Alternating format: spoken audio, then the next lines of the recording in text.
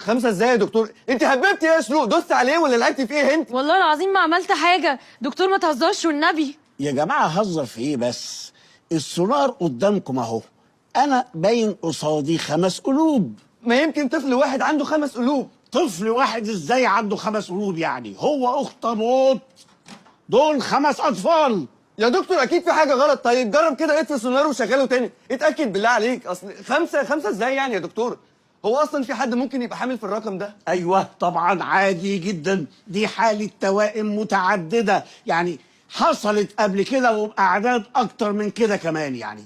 ده رزق، المفروض انكم تفرحوا. نفرح بايه؟ نفرح بايه؟ احنا كنا عايزين واحد، مش احنا، هي بس اللي كانت عايزه طفل عشان نفرح بيه. لكن ايه كل اللي انت جايبه لنا في الشاشه ده؟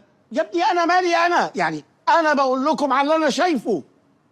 طيب يعني الحمل ده مش هينفع يكمل.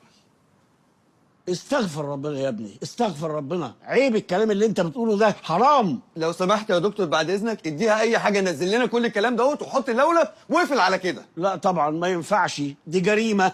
يا دكتور انا جوزها وبقول لك مستعد اكتب لك اقرار انا وهي ان احنا موافقين، وهدي لك اللي انت عايزه.